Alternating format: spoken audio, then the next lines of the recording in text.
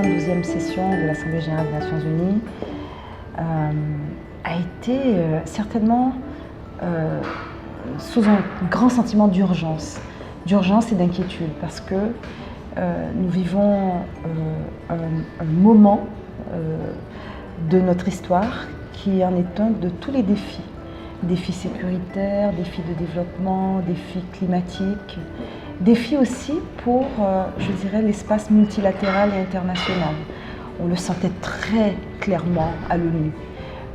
Dès la séance inaugurale, la première prise de parole du président Trump, par exemple, des États-Unis, on a bien vu par son ton que c'était l'expression totale de cette tentation de l'unilatéralisme et cette propension à utiliser des termes de notre patrie d'abord, vraiment le terme du patriotisme, il faut défendre sa souveraineté, et puis cette menace clairement lancée, très belliqueuse, à l'endroit d'un autre personnage tout aussi, je dirais, inquiétant, qui est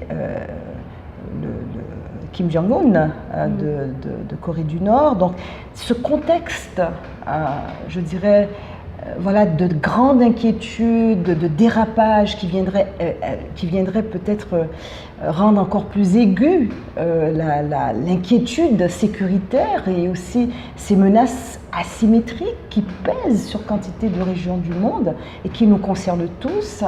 Tout ça était vraiment dans l'air.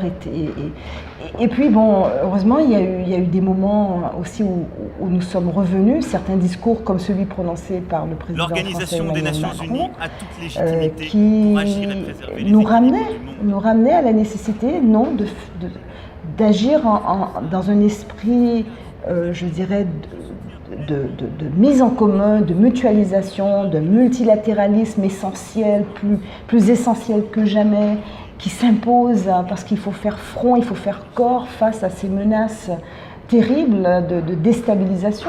Et nous, dans la francophonie, nous le vivons avec beaucoup d'acuité. Nous payons un lourd tribut face au terrorisme. Nous sommes frappés de toutes parts.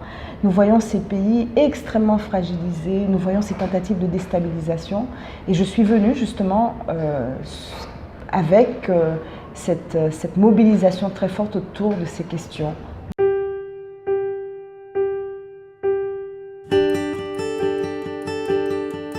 Elle prend toute sa part parce que d'une part, cela représente un défi de tous les instants et quotidien pour nous.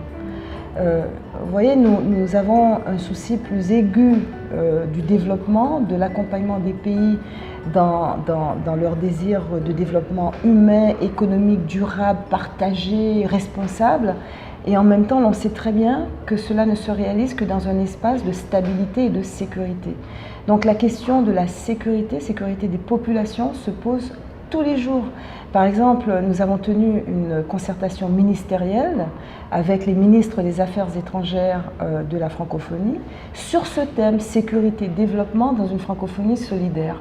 Et l'idée, c'était de se rallier aussi sur un plaidoyer à porter tous ensemble et sur des actions aussi à poser autour de la création de cette force multinationale de lutte contre le terrorisme dont souhaitent se doter les pays du G5 Sahel. Donc, et ces pays-là, je vous les nomme, le Burkina Faso, le Niger, le Mali, la Mauritanie, le Tchad, sont des pays de l'espace francophone. Et l'idée était de faire comprendre à la communauté internationale, de la persuader du fait que l'enjeu n'est pas uniquement de se doter d'une entité de lutte contre le terrorisme, donc d'une force spéciale, aux côtés par exemple au Mali du déploiement militaire de l'opération Barkhane française et de la MINUSMA, donc la mission des Nations Unies de stabilité et de sécurité au Mali. Il ne s'agit pas de la stricte sécurité et d'un combat à mener dans la région du Sahel ou pour le continent africain, mais l'enjeu en est un de sécurité mondiale. Donc voilà où nous en sommes aujourd'hui.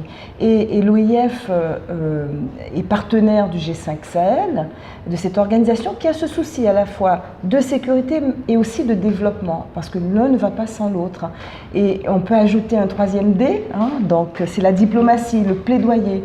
Et donc il faut à tout prix que l'on arrive à doter ce projet des moyens techniques nécessaires. Et l'OIF amène aussi un soutien technique, c'est-à-dire que, par exemple, nous sommes là à la demande de ces pays du G5 pour accompagner ces nouveaux centres de veille, d'analyse, de renseignement, de captation de données, qui sont des dispositifs vraiment essentiels pour mieux lutter contre ce fléau et faire en sorte que ces centres émergents aient aussi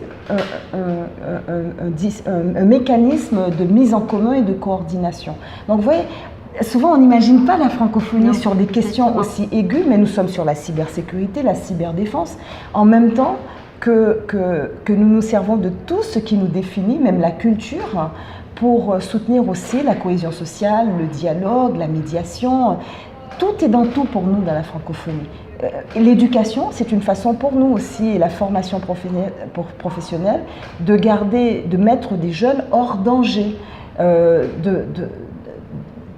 d'engager aussi tous nos efforts pour lutter contre ce chômage chronique dans nombre de nos pays, où il y a une démographie galopante et où vous vous retrouvez par exemple avec une population où la moitié de la population a moins de 25 ans, et parfois plus que la moitié, moins de 25 ans, moins de 30 ans. Et donc vous voyez à quel point si on n'investit pas dans ce capital humain, donc formation professionnelle, insertion sur le marché du travail, soutien de leurs initiatives économiques, éducation, bah là vous avez un facteur de risque énorme, désenchantement, donc des jeunes qui se retrouvent fragilisés de par cette situation de précarité et qui peuvent très vite devenir la proie d'organisations criminelles terroristes, sombrer dans la radicalisation, être embrigadés, ou encore dans les filets aussi de tous ces passeurs, parce que avec ce sentiment d'un avenir bouché, donc d'impasse, vous avez des jeunes qui se lancent sur ces expéditions du désespoir, quoi, ou du moins d'une quête disons d'un monde meilleur. D'un monde meilleur, donc qui vont se lancer dans le désert, effectuer ces traversées extrêmement dangereuses sur la Méditerranée et qui sont la proie de ces passeurs. Donc voilà, donc la francophonie c'est tout ça. La francophonie c'est aussi une force de mobilisation, une capacité de rassembler. Nous sommes 84 États et gouvernements sur les 5 continents, mais aussi une force de proposition et d'action. Et nous sommes devenus un partenaire incontournable pour et avec les autres organisations internationales partenaires, dont l'ONU. Madame Michael.